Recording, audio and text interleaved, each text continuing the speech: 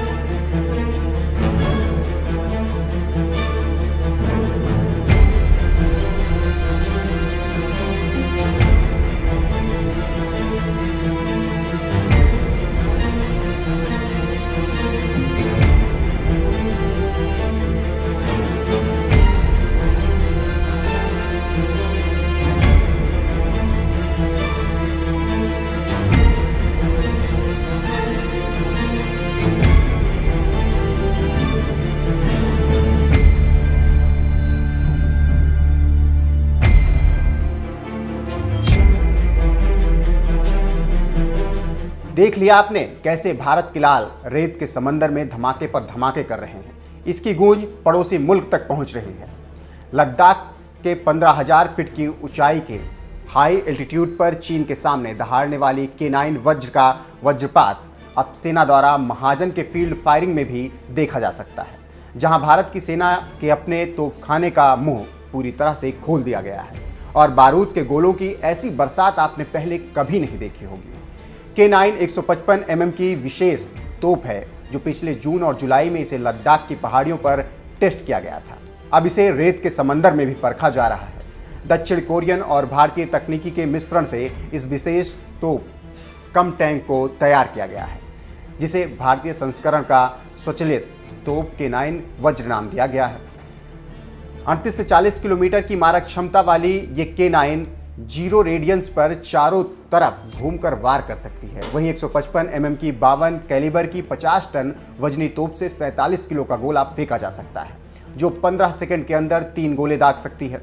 और जो ये सड़क आप देख रहे हैं, रेगिस्तान और पानी में संचालन कर सकती है। यहाँ पर एक आर्मर्ड रेजिमेंट और मैकेनाइज्ड इन्फेंट्री ट्रेनिंग करी। कल आपने 8 ही रेजिमेंट्स की फायरिंग देखा और K9 वज्र का फायरिंग भी देखा। ये उन्हीं इक्विपमेंट्स का डिस्प्ले है, प्रदर्शनी है, ताकि हम उससे ज़्यादा से ज़्यादा नॉलेज गेन कर सके और इक्विपमेंट्स के बारे में समझ सके।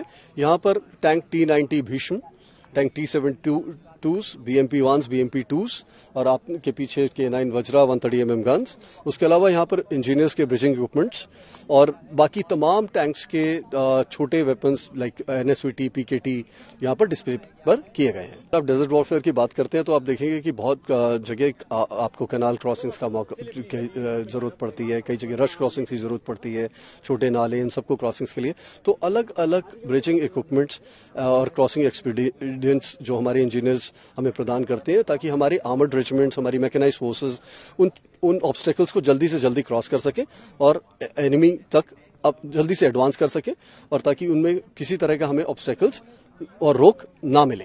आप देखेंगे कि indigenisation is the way now forward और आप देख ही रहे आत्मनिर्भरता के तौर पर हमारी indigenisation of the tank T72s, Arjuns and Bhishma प्रगति पर है और ये आगे चलकर हमारे को बहुत सुदृढ़ और सशक्त बनाएगा। जानकारी देते चलें कि भारतीय सेना के इस युद्ध अभ्यास के कई मायने हैं, जहां एक तरफ K9 की दक्षता को रेत के समंदर में जांचा परखा जा रहा है, तो वहीं पड़ोस में मौजूद नापाक को भी ये संदेश दिया जा रहा है कि हम कितने ताकतवर हैं।